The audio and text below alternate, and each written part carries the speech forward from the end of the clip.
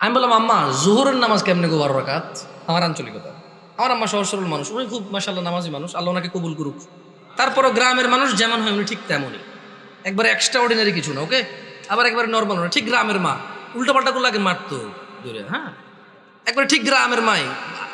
ঝগড়া হলে দেখা যায় আরেকজনের দোষ, মাই দিত আমগো আমার ভাইদেরকে, তুই গেছুস কে, ঠিক ওরকমই আমার আম্মা। তো কয় যে বড় সুন্নত 4 রাকাত। কোন সুন্নত 4 রাকাত? ফরজের আগে ফরজ 4 রাকাত। কত হইল? কইলাম আম্মা ঠিক আছে 8 পাইলাম। এরপরে ছোট সুন্নত 2 রাকাত। কত হইল? কইলাম আম্মা 10 পর্যন্ত কিন্তু আমি বুঝছি, কারণ এখানে 6 রাকাত সুন্নতে মুআক্কাদা আছে, বাকি 2 রাকাত কেমনে এসে 12 রাকাত জোহর নামাজ হইল? 2 রাকাত নফল। আমি আমার নফলের তো কোনো হিসাব হয় না, 4 রাকাত নফল করতো তাহলে জোহর নামাজ 14 রাকাত করা যাবে। কারণ যদি নফল 2 রাকাত অ্যাড করে যদি জোহরকে 12 বানানো যায়, তাহলে আরো 2 রাকাত নফল অ্যাড করে 14 বানানো যাবে। ওই কেমনে? আমি কিছু যেমনি 2 রাকাত অ্যাড হইয়া 12 হয়েছে, এমনি 2 রাকাত অ্যাড হয়ে 14। বুঝাইতে পারিনি? বুঝাইতে পারিনি মনে কি? আমি কি ভুল শিক্ষা দিচ্ছি মানুষকে? আমি আমার আম্মাকে বললাম যে আম্মা 10 পর্যন্ত আমি বুঝতে পারছি যে এখানে 4 রাকাত আছে, যেটা না পড়লে মানুষ কুফরি করে, শিরিক করে, মানুষের ঈমান থাকে না, ওর মুসলমানিত্ব থাকে না। আল্লাহ নবী বলেছে মুশরিক কাফের আর মুসলমান মুমিনের মধ্যে পার্থক্য হচ্ছে নামাজ। এ হলো জোহর 4 রাকাত না পড়লে এই লোক আর এই হিন্দু বৌদ্ধ খ্রিস্টানের মধ্যে পার্থক্য তেমন কিছু থাকে না। কিন্তু আমি আমার আম্মারে বললাম যে আম্মা বাকি 6 রাকাত সুন্নতে মুআক্কাদ, এটার বিশাল বড় বেনিফিট আছে, আমি ওই বেনিফিটটাও বলবো ইনশাআল্লাহ। বললাম আম্মা 12 কেমনে হইলো তাইলে? তোরে আমি আগেও বলছি 2 রাকাত নফল 12 রাকাত। বললাম আম্মা নফল অর্থ বেশি। নফল অর্থ কি? আরবিতে নুয়াফিল বলে, জিয়াদা বলে। কি বলে? এই গাজীপুরে কেউ বিদেশি দেশ থাকে, সৌদি আরব, দুবাই, ওমান, কুয়েত, এগুলো থাকে। আমাদের এদিকে প্রচুর প্রবাসী আছে, ওরা আরবি বোঝে। আছে কেউ এখানে প্রবাসী? زيادة أنت معلوم زيادة يا أخي، معلوم زيادة، ها تدري وش المعنى الزيادة؟ زيادة، زيادة يعني زيادة، ها زيادة. তাহলে আরবিতে নওয়াফিল বা জিয়াদা, নওয়াফিল বা জিয়াদা বলা হয় কাকে? বেশি কি? আচ্ছা, নফলের কি কোনো সময় অথবা রাকাত নির্ধারণ আছে ইসলামে? নাকি যখন খুশি কয় রাকাত? 2 2 2 2, যত খুশি, মাকরু ওয়াক্ত ছাড়া যখন খুশি। Right or wrong? আমি বললাম আম্মা তাইলে তো এটা তো মানুষের উপরে, হ্যাঁ নফল পড়বে কেন? যে লোক ফরজ নামাজ পড়ে নেই তার নফলগুলো আল্লাহ তাআলা কিয়ামতে যদি ওর নামাজে ঘাটতি থাকে ইনশাআল্লাহ ফরজের জায়গায় আনবে। আমরা জানি এটা, আমরা এটা মানুষকে বলবো, কিন্তু আমরা জিনিস যেটা যা ওটাকে তাই বলবো। আমরা প্রত্যেকটা জিনিস স্পেসিফিক করব আর প্রত্যেকটা জিনিসের বেনিফিট আমরা বলবো, ঠিক আছে না? আমি বললাম আম্মা যেই নিয়মে 2 রাকাত নফলকে আপনি জোহর কইছেন, ঠিক ওই একই নিয়মে 4 রাকাতকে জোহর বলা যাবে, 6 রাকাতকেও জোহর বলা যাবে। কারণ আপনি যদি বলেন যে 4 রাকাত নফল কয়ে কেমনে জোহর 14 হবো, তাহলে আপনি আমারে বুঝাই দিতে হবে কেমনে 2 রাকাত নফল হয়ে জোহর 12 হইল। বুঝাইতে পারছি? আমি তো আম্মা আপনি তো বুঝাইতে পারবেন না, কারণ নফলের তো কোনো মানে ফরজের সাথে অ্যাটাচ করা যাবে না। নফল খাস কিছু না, মানে নফল যেমন ফরজ জোর আমরা দুপুরে পড়ি, আসর আমরা সূর্য হেলান দিলে পড়ি, মাগরিব সূর্য অস্তে পড়ি, রাতে আমরা ঈশা পড়ি, সূর্য উদয় আমরা ফজর পড়ি, সকালবেলা সূর্য উদয়ের আগে। তো নফলের তো কোনো টাইম নাই, যখন খুশি পড়বে, মাকরু সময় ছাড়া। আচ্ছা কি আপনারা বিরক্ত হচ্ছেন নাকি? এবারে আসি আমার এলাকার ঈশার নামাজ 15 রাকাত কেমনে। আগে একটু আপনাদের গাজীপুরের 9 রাকাত কেমনে এটাই শুনি। এই আমি কি বিভ্রান্ত করতেছি জাতিকে? আমি আগেই বলছি আমার কথাগুলো বেনামাজির জন্য। কার জন্য? বেনামাজি। আমি বলবো সবকিছু ব্যাখ্যা দিচ্ছি ইনশাআল্লাহ। গাজীপুরের 9 রাকাত কেমনে কে ব্যাখ্যা দিব? আমি তো জানি না 9 রাকাত। আপনি পারবেন? কোন 9 কেমনে এটা কোন আগে, পরে আমি 15 কেমনে ওটা কম। 4 ফরজ, সুন্নতে মুআক্কাদা 2, তাহলে 6 হলো। হ্যাঁ, ভিতরে 3 রাকাত, 9 রাকাত।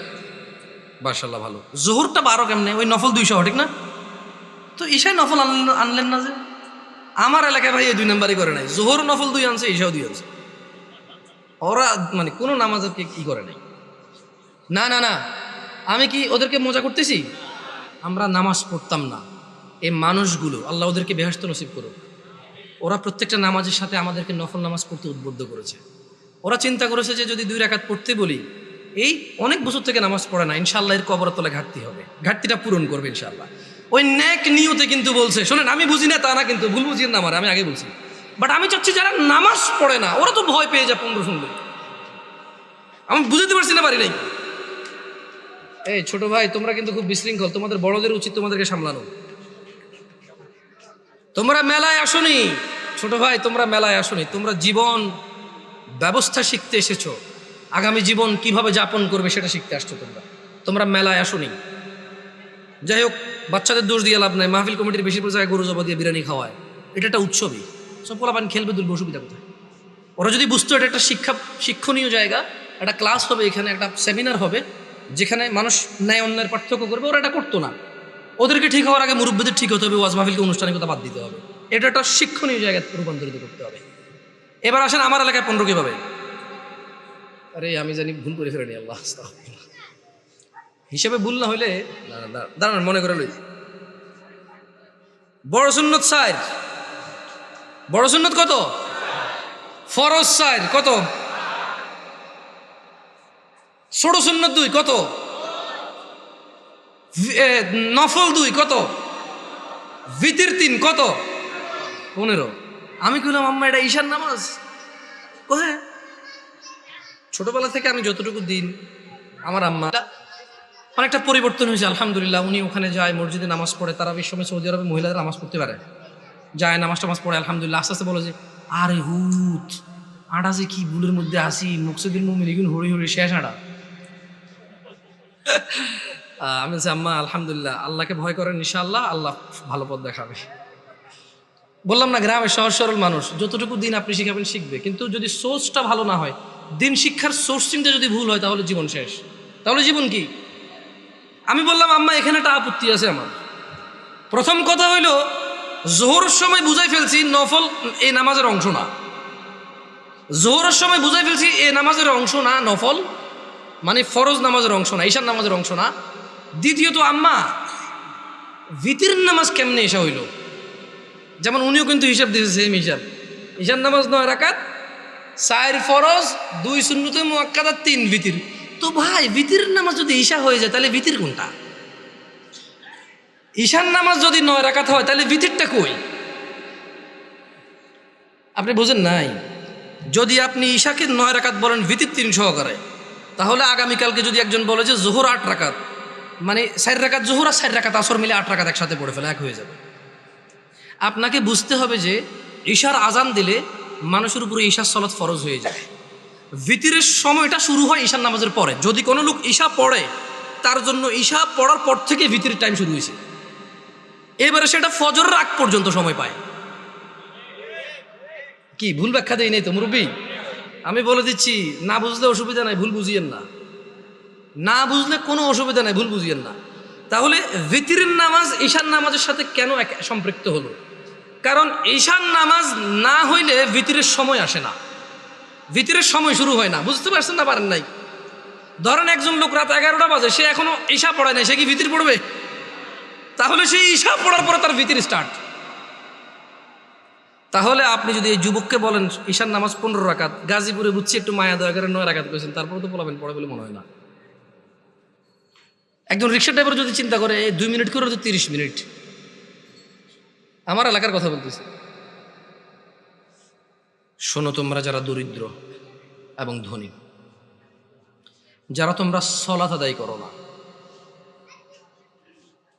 নয়াপাড়ার মানুষ তোমাদের নবী মুস্তাফা সাল্লাল্লাহু আলাইহি ওয়াসাল্লাম মৃত্যু শয্যায় বারবার উঠে বলেছে সালাহ সালাহ সালাহ, নামাজ নামাজ নামাজ।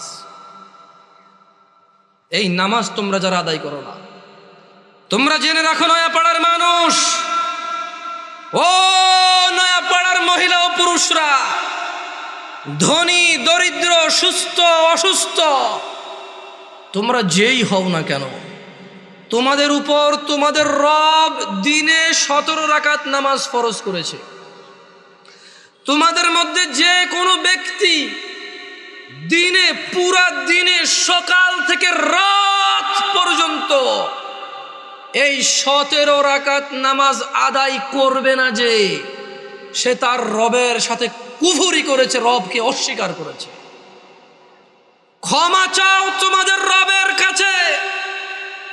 আজকের এই মাহফিল তোমাদের জীবনের নামাজ ত্যাগের ইতির দিন হোক। আজকের এই নয়াপাড়ার মাহফিল তোমাদের জীবনের 5 ওয়াক্ত 17 রাকাত নামাজের সূচনার দিন হোক। ও নয়াপাড়ার মানুষ, তোমরা যারা দিনে 5 ওয়াক্ত 17 রাকাত ফরজ আদায় করো, এই 17 রাকাতের সাথে তোমরা যারা ফজরে 2 রাকাত সুন্নত, জোহরে 6 রাকাত সুন্নত, মাগরিবে 2 রাকাত সুন্নত, ইশায় 2 রাকাত সুন্নত, তোমরা যারা পুরো দিনে মাত্র 12 রাকাত সুন্নতে মুআক্কাদা পড়ো, খুশি হয়ে যাও।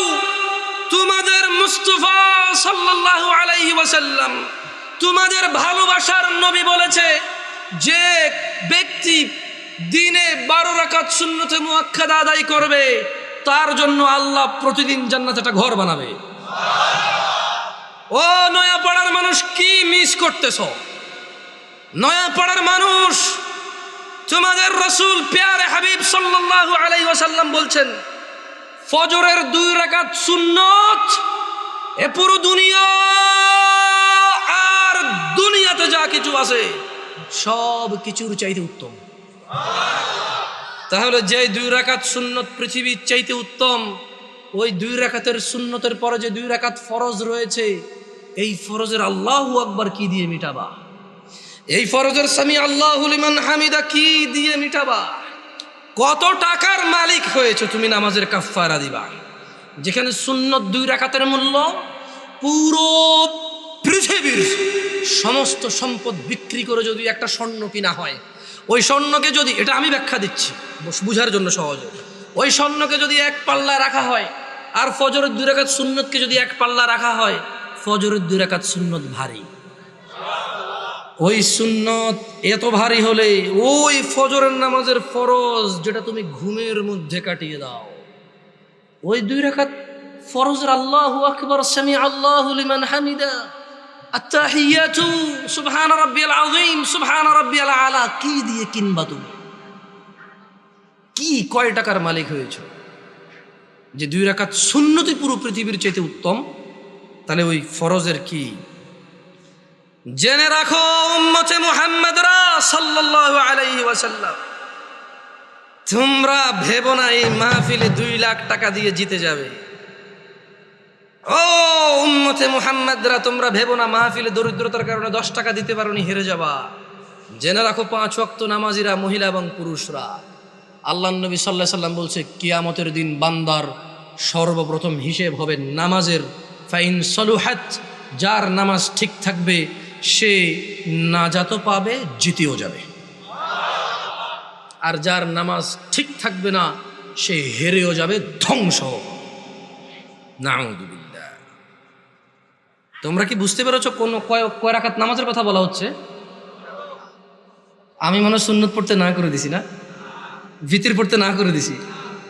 ভিতির এমন একটা নামাজ, সাল্লাল্লাহু আলাইহি ওয়াসাল্লাম, তিনি সাল্লাল্লাহু আলাইহি ওয়াসাল্লাম কখনো ভিতির ছাড়তেন না, 1 রাকাতও করতেন। এইবার একটা কথা কয়ে দিয়েছে, আপত্তি আছে ভাই, ভিতির 1 রাকাত মানে? দেখুন সিম্পল লজিক, ভিতির মানে বেজড়, ওকে? ভিতির মানে কি?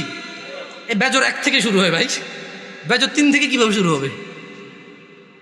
তবে এখন একটা এই যে মাসলা মাসাইল বলবো না, কত চেষ্টা করছি বলবো না, মুখতে বেরিয়ে গেছে।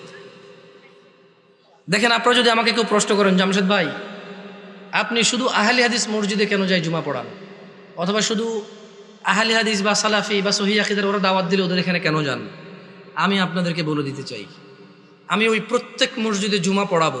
আমি বড় হয়েছি সৌদি আরবে। কোথায়? আমি কোথায় বড় হয়েছি? আমি সৌদি আরব বড় হয়েছি। ওখানে জুমার খুতবা আমরা 2টা শুনতাম। কয়টা শুনতাম? 2টা শুনতাম। এবং হাদিসেও এটাই পাওয়া যায়, জুমার খুতবা কয়টা? 2টা। এখন এখানে আসার পরে দেখলাম যে 3টা হয়। আমার হিসেবে তো 3টা, বাট আপনাদের হিসেবে 2টা। যেমন আপনাদের এখানে ওরা বলছে যে একটা বয়ান, একটা কি? তো আমি বললাম যে বয়ান তো উর্দু ভাষাটার আরবিতে ট্রান্সলেশন করো, অনুবাদ করো। রাগ করিন না, দেখেন কথা বুঝার চেষ্টা করেন। আবারও বলতেছি, না বুঝলে অসুবিধা নাই, ভুল বুঝিয়েন না। বয়ান হলো উর্দু ভাষা, এটার আরবি কন্ত কি হয়? ধরেন একজন সৌদির যদি বলি যে বয়ান, বয়ান বুঝবে? এটা কুয়েতি, এটা ইরাকি, এটা ফিলিস্তিনি, এটা সুরি, এটা এটা এটা এটা ইমারাতি, এটা উম্মানি, ওদেরকে যদি বলি যে বয়ান বুঝবে? বলতে হবে কালাম আরবি, কালাম আরবি। ও বলবো যে আরবি কো, আরবি কো। আরবিতে বয়ানের আরবিটা কি? হ্যাঁ, খুতবা। আমিও তো তাই বলি, 3টা খুতবা দেন। মানে আপনি যদি এখন আমারে বুঝান এইটা লাউ এটা কদু, জামশেদ ভাই দুইটা দুইটা, আমি বলবো যে না ভাই এটা লাউ এটা কদু জিনিস একটা। আমি বলবো এটা পেন এটা কলম, এরকম না, এটাই পেন এটাই কলম। বুঝেন নাই? আমি এভাবে মানবো না। আমি হয়তো ইসলাম নিয়ে অনেক গবেষণা করতে পারিনি, হয়তো অনেক সুশিক্ষিত হতে পারি, কিন্তু ভাষা বুঝি। উর্দু ভাষা আমি বুঝি, আরবি ভাষা বুঝি, বাংলা ভাষা বুঝি। হয়তো বাংলা ভাষা ব্যাকরণ তো ভালো বুঝি না, হয়তো অনেক বাংলা লিখতে পারি না আমি এখনো, কিন্তু আমি কথা বুঝি ভাই। আপনি যদি বলেন যে এটা কলম এটা পেন, আমি বলবো নো, এটাই কলম এটাই পেন। ইংরেজিতে পেন, বাংলাতে কলম। জিনিস কয়টা? ভাষা কয়টা?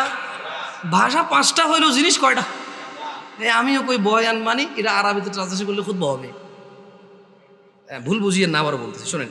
তো যদি আপনারা বলেন যে আপনাদের মসজিদে দাওয়াত দিবেন, আর যদি বলেন যে জামশেদ ভাই আপনার স্বাধীনতা আছে 2টা খুতবা দেওয়ার, তাহলে ইনশাআল্লাহ ঠিক 12:30টায় খুতবা শুরু করব। ইন্নাল হামদালিল্লাহি নাহমাদুহু ওয়া নাস্তাঈনুহু ওয়া নাস্তাহদি, শুরু করব আল্লাহর প্রশংসা দিয়ে। একটা আরবি আয়াত পড়ব, ওই আয়াতের অর্থ করব। একটা আরবি হাদিস পড়ব, ওই হাদিসের বাংলা ইনস্ট্যান্টই করব। এভাবে আধা ঘন্টা 1 ঘন্টা যা আল্লাহ তৌফিক দিয়ে কথা বলে বসবো, বসে আবার উঠবো, আবার আরবিতে যেটা বলবো ওটার বাংলা অনুবাদ করে খুতবা শেষ করে 2টা খুতবা দিয়ে নামাজ ফিরে সালাম ফিরে ফেলবো। আপনি মনে করেন না যে আমি খালি অমুকে দাওয়াত দিলে যাই আর অন্য কেউ দাওয়াত দিলে যাবো না। এখন আমারও তো একটা নিরাপত্তার ব্যাপার আছে না? ধরেন আমি এই গল্পগুলো আসলে চলে আসে।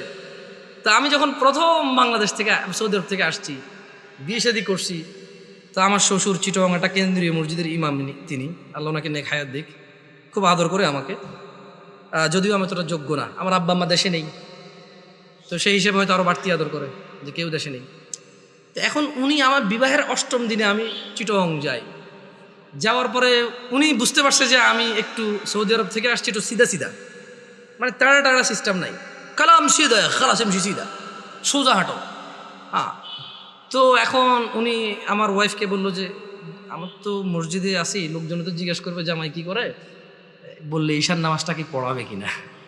মানে এখন ধরেন আমি তখন সৌদি আরব থেকে আসছি, সালাম ফেরানোর পর আমি ইস্তেগফার করতাম, জিকির আসকার করি, ও মুনাজাত যেটা সবাই মিলে দিয়ে দিই, ইনস্ট্যান্ট শেষ করে সুন্নতে চলে যায়। তো ওখানে অনেকগুলো জিকির আসকার আছে, ওগুলো আমি কন্টিনিউ করি। কেমন মাশাআল্লাহ ভাই মাথা নাড়তেছে, ভাই বুঝতেছে মনে, অনেকগুলো জিকির আসকার আছে। তো উনি এটা ব্যাপারটা বুঝতে পারছে। তো বুঝতে পারে আমাকে বললো যে এখন ওখানে তো মুনাজাত না দিলে ঝামেলা হবে। আবার ও যাচ্ছে ঠিক আছে, যদি ও নামাজ পড়ায় মুনাজাত আমি দিয়ে দেবো, অসুবিধা নেই। তা আমি বললাম যে ঠিক আছে, অসুবিধা নেই, নামাজ পড়াতে অসুবিধা কোথায়, সবাই মুসলিম আলহামদুলিল্লাহ। কেউ কি কাউকে ফতোয়া দিতে পারবো এই কাফের মুশরিক? পারবে কেউ? তবে হ্যাঁ এটা বলতে পারবো যে আল্লাহর সাথে অংশীদারিত্ব করে সে মুশরিক। যে ইসলামে আল্লাহ নবী সাল্লাল্লাহু আলাইহি সাল্লাম কিছু বলে নাই, সে এটাকে দিন মনে করে, সওয়াবের কাজ মনে করে করে, সে বিদআত। Right or wrong? গেছি নামাজ পড়াইতে, তো নামাজ পড়াইছি, নামাজ পড়ানোর পরে উনি মুনাজাত দিয়ে দিয়েছে, আমি চুপ ছিলাম। তো আমার কথা হচ্ছে আপনারা মনে করেন না যে, দেখেন আমি গত বছর মাহফিল করেছি, আমাকে কওমি ভাইরা দাওয়াত দিয়েছে আলহামদুলিল্লাহ। ওনারা সবাই দাওয়াত দিয়েছে দিন প্রচারের জন্য। কি প্রচারের জন্য? আমি ওখানে গেছি, কোরআন ও সুন্নাহর ভিতরে থেকে কথা বলছি। আমি দেখলাম যে আমাকে কেউ কিছু বলেনি আলহামদুলিল্লাহ। কি থেকে কথা বলছি? কোরআন ও সুন্নাহ থেকে কথা বলছি। আমি কারোর নাম ধরে ধরে দোষ দেই নাই, আমি কারো বাপ মা তুলে কথা বলি নাই, আমি নেতা নেত্রী তুলে কথা বলি নাই।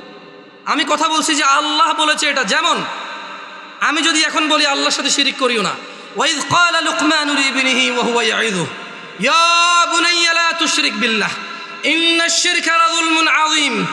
আর স্মরণ করুন, লুকমান উপদেশ দিতে গিয়ে তার ছেলেকে বলেছে, হে আমার বৎস, তুমি আল্লাহর সাথে শিরিক করিও না। নিশ্চয়ই আল্লাহর সাথে শিরিক করা সবচাইতে জঘন্যতম অপরাধ।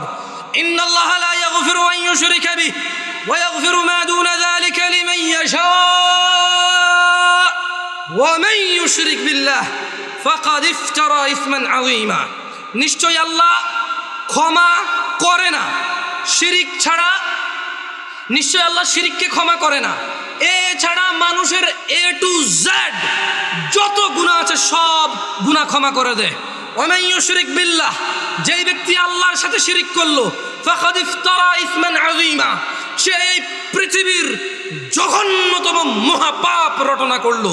আমি যদি বলি আনাস ইবনে মালিক রাদিয়াল্লাহু আনহু عن النبي صلى الله عليه وسلم قال يقول الله تعالى لأهون أهل النار عذابا يوم القيامة।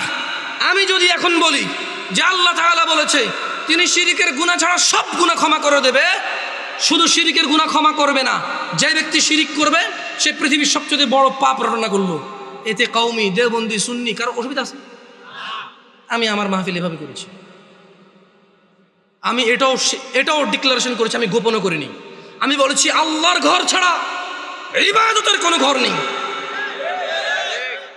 আমি কারোর নাম ধরিনি, আমি ধরতেও চাই না। তোমরা যারা অপছন্দ করো তোমাদের ব্যাপার, তোমাদের পছন্দের যায় আসে না। 70 বছর 60 বছর, আরে আজকে এখনো 30 বছর হয় নাই, 30 বছর হবে কিনা এটাই তো জানি না, বয়স কত পর্যন্ত যাবে। তোমার ঘৃণায় কি আসে আর তোমার ভালোবাসায় কি আসে?